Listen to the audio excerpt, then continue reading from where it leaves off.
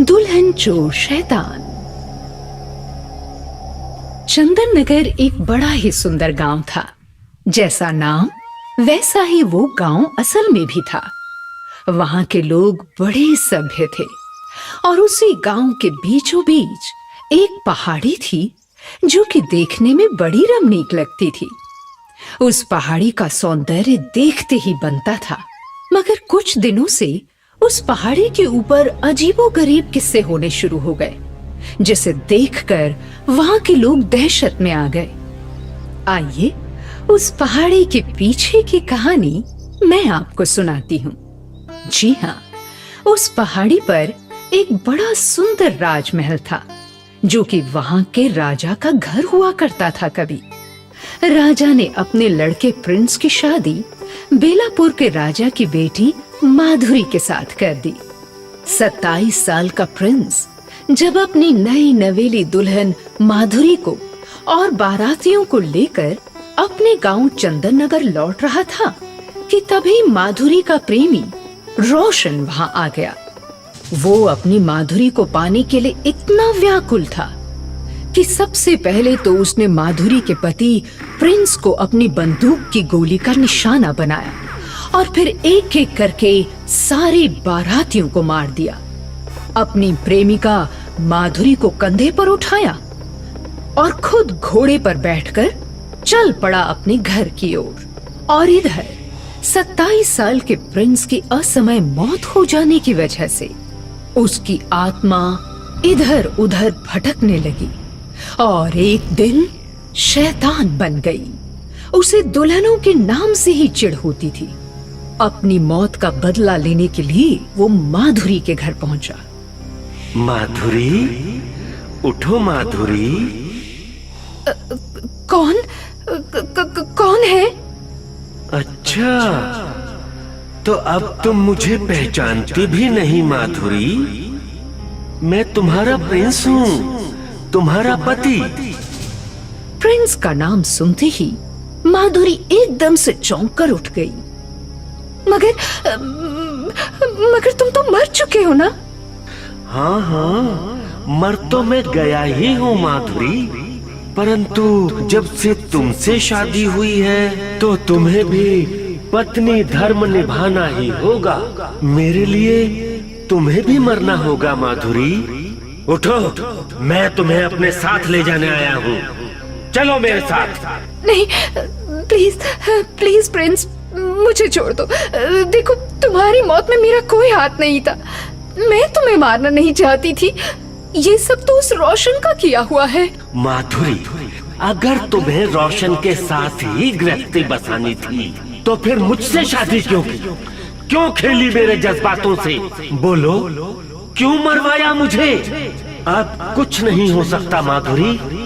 तुम मेरी पत्नी हो और पत्नी का सुख पति के चरणों में होता है। ये कहकर प्रिंस अपनी माधुरी को ले जाकर अपने राजमहल पहुंच गया। उसने माधुरी को वो दर्दनाक मौत दी जिसकी चीखें पूरे चंदन नगर में फैल गई। गांव के लोगों का डर के मारे बुरा हाल था और उधर वो प्रिंस की आत्मा रोशन से बदला लेने के लिए उसके पास पहुंची। उठ रोशन, आज तेरी जिंदगी का आखिरी दिन है। कौन है यहाँ? मैं वही हूँ रोशन, जिसे तूने घने जंगलों में अचानक मौत के घाट उतार दिया था। गोली मारी थी ना मुझे, इतनी जल्दी भूल गया? रोशन, जैसे तूने मुझे मारा था वैसे ही आज मैं तुझे मारूंगा। ऐसा पटक पटक के मारूंगा कि याद रखेगा। और तेरी प्रेमिका, तेरी माधुरी भी तो वही है। आराम से मर के तुम दोनों एक साथ रहना वहां, समझे? चल उठ। मैंने तुम्हें जानबूझकर नहीं मारा। तुम मेरी माधुरी को उठा लाए थे वहां से, इसलिए मैंने तुम्हें मारा। अब मिन्नतें करने से कोई फायदा नहीं। आज मैं तुझे तेरी प्रेमिका के पास पहुंचा कर ही रहूंगा। इतना कहकर प्रिंस ने रोशन को उठाया और ले जाकर उसी पहाड़ी के ऊपर दे पटका। अपनी तलवार से उसके शरीर के इतने टुकड़े किए जिन्हें गिन पाना भी मुश्किल था। अब तो वो शैतान बना प्रिंस। हर नई नवेली दुल्हन को पकड़कर उसी पहाड़ी पर लाता और उसे मौत के घाट उतार देता। ये सिलसिला काफी दिन चला। एक दिन शैतान मीनाक्षी नाम की एक दुल्हन को पकड़कर लाया जो कि तंत्र विद्या की जानकार थी। जैसे ही प्रिंस ने उसे मारना चाहा, वो बोली, मुझे यहाँ लाकर तूने अच्छा नहीं किया शैतान, बल्कि खुद अपनी परेशानी को दावत दे दी है। अगर तू दुल्हनों को मारना जानता है तो मैं भी तंत्र विद्या की माहिर हूँ। आज तू गलत हाथों में फंस गया है शैतान। हम तो दुल्हनों के साथ मौत मौत का खेल खेलते आए हैं। मौत मौत का खेल तो अब मैं खेलूंगी तेरे साथ। ये देख, आज मैं अपने इस शरीर को पवित्र मंत्र और तंत्रों से बांधती हूँ ताकि तुझ जैसी शैतानी शक्तियाँ मुझे छू तक न सके। अच्छा, इतना घमंड है तुझे? जरा सामने बिखरी हुई हड्डियों को तो देखो। ये इतनी सारी हड्डियां, ये इतने सारे कंकाल तुम्हारे जैसी दुल्हनों के ही हैं। अब मेरे हाथों से तेरा अंजाम भी यही होगा, समझी? ठीक है, तो फिर देर किस बात की? शुरू करो ना मौत मौत का खेल। आज अमावस्या की काली रात है। आज तो बल्कि और अधिक मजा आएगा खेलने में। मीनाक्षी की इतनी बात सुनते ही वो शैतान क्रोध में आकर दहाड़ने लगा। उसकी दहाड़ से पूरी की पूरी पहाड़ी गूंज गई और चंदन नगर गांव के लोग डर के मारे इधर उधर भागने लगे। लगता है आज फिर वो शैतान किसी दुल्हन को लाया है अपना शिकार बनाने। हाँ भैया, ठीक कहते हो। जब वो शैतान किसी को मारता है तभी इतनी जोर से दहाड़ता है। फिर जैसे ही वो शैतान मीनाक्षी को मारने के लिए दौड़ा कि तभी मीनाक्षी सामने से बोली, मुझे हाथ भी मत लगाना शैतान, वरना ये खेल बहुत भयानक हो जाएगा। हाँ, अगर दूर से वार करोगे तब थोड़ी आसानी रहेगी। अच्छा, तो डर गई हो मुझसे? फिर जैसे ही वो शैतान मीनाक्षी को मारने के लिए उसके पास पहुंचा कि मीनाक्षी ने अपने सारे शरीर को तंत्र विद्या की शक्तियों से बांध लिया। उधर शैतान ने उसे छुआ और इधर शैतान खुद उसके तंत्रों की शक्ति की अग्नि में जलकर भस्म हो गया। उस दिन के बाद से उस गांव चंदन नगर में बहारें आने लगी। वो गांव हरा भरा हो गया और वहां के लोग खुशी खुशी जीवन बिताने लगे। कहानी गाय चोर भूत। महेश हमेशा की तरह अपनी गायों को अपनी गौशाला में बांध रहा था, लेकिन उसे अपनी एक गाय नहीं दिखी। महेश को लगा कि उसकी गाय कहीं आसपास ही होगी, लेकिन बहुत ढूंढने के बाद भी उसकी गाय का कहीं पता नहीं चला। थक हार कर महेश रिपोर्ट लिखाने पुलिस स्टेशन जाता है। लेकिन ये क्या, यहां तो लोगों की लाइन लगी है गाय चोरी होने की रिपोर्ट लिखाने की। तभी महेश को अपना दोस्त कन्हैया दिखाई देता है। अरे कन्हैया, तुम्हारी भी गाय चोरी हो गई? हाँ यार, मेरी भी गाय चोरी हो गई। जब तुम अपनी गाय को खोज कर गए उसके बाद ही मेरी भी गाय चोरी हो गई। पता ही नहीं चला यार कि कौन ले गया मेरी गाय को।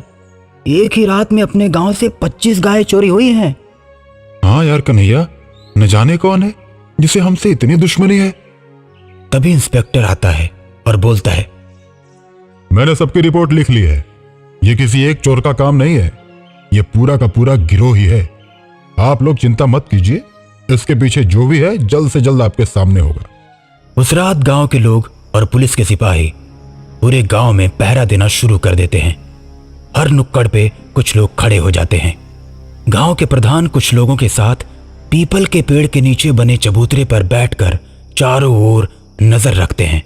तभी गांव का एक आदमी राजू बोलता है, प्रधान जी, एक तो बात बताइए, ये जवन चोरवा है ये बेवकूफ थोड़ी है कि सबके सामने गाय खोल के ले जाएगा। अब बताइए, पूरे गांव में पुलिस है, भला कौन और चुरा सकता है?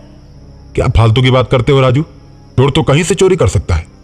अरे नहीं प्रधान जी, चलिए एक बात बताइए, अब मान लीजिए हम लोग यहाँ बैठे हैं और हमारे सामने से किसी चोर की हिम्मत है जो गाय चुरा के ले जाएगा? और क्या, चोर तो चोर है, वो कहीं से कुछ भी चुरा सकता है, उसको डर है क्या? चबूतरे पर बैठे सभी लोग प्रधान जी की बात का समर्थन करने लगते हैं।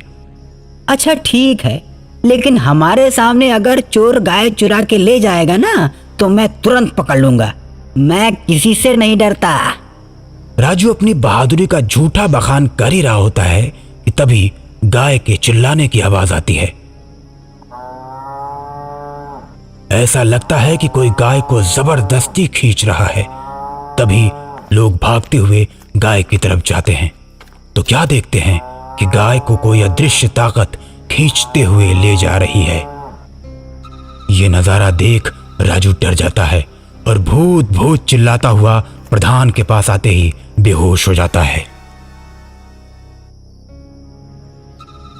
सभी लोग डर जाते हैं और गाय को जाते हुए देखते हैं। एकाएक गाय हवा में उड़ जाती है और फिर गायब हो जाती है। ये देख सबके होश उड़ जाते हैं। सभी आदमी भागते हुए इंस्पेक्टर के पास जाते हैं। सारी बात सुनने के बाद इंस्पेक्टर बोलता है, देखिए, अब पुलिस का मामला ये नहीं रह गया है, हम इसमें कुछ नहीं कर सकते। अब आपको किसी पहुंचे हुए तांत्रिक के पास ही जाना होगा। प्रधान गांव वालों के साथ एक तांत्रिक के पास जाता है और तांत्रिक को अपने गांव में घटी हुई घटना के बारे में बताता है। देखो, ये कलुआ ग्वाले का भूत है।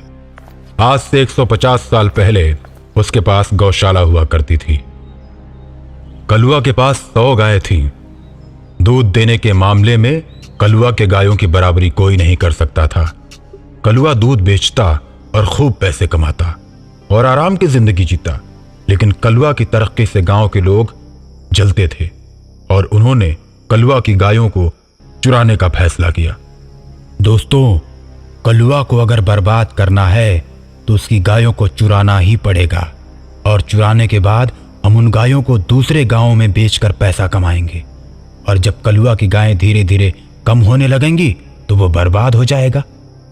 जब रात को कलुआ सो जाता तो कलुआ के दुश्मन दबे पांव जाते और कुछ गायों को खोल लाते और रात में ही कम दाम में दूसरे गांव में बेच आते।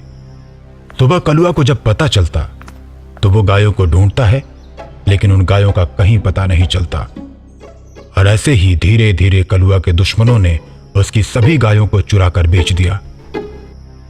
और जब कलुआ एकदम लाचार हो गया तो उसके दुश्मन उससे मिलने के लिए गए। अरे कलुआ, तू तो बहुत घमंड दिखाता था, तुझे क्या लगता था कि तू इस गांव में सबसे बड़ा आदमी बन जाएगा? हम सब ने ही मिलकर तेरी गायों को चुरा कर बेचा है। कलुआ ने जब ये बात सुनी तो उसका चेहरा गुस्से से लाल हो गया और पास रखे डंडे से उसने सभी को मारना शुरू कर दिया, लेकिन दुश्मनों की संख्या ज्यादा होने से उन्होंने कलुआ को पकड़ लिया और उसके गले में रस्सी बांधकर पेड़ से लटकाकर मार डाला। और तभी से कलुआ की आत्मा भटक रही है। जब कलुआ मरा तो उसकी उम्र 50 साल थी। कलुआ की आत्मा ने प्रण लिया था कि हर 50 साल बाद इस गांव की सभी गायों को चुरा ले जाएगा और बहुत बड़े घास के मैदान में गायों को छोड़ देगा ताकि वो आजादी से घूमे। तो बाबा जी, इसका उपाय कुछ बताइए। अब कलुआ की आत्मा को मुक्ति मिल गई है। अब के बाद वो कभी गायों को नहीं चुराएगा, क्योंकि गाय चुराने का ये उसका अंतिम प्रण था।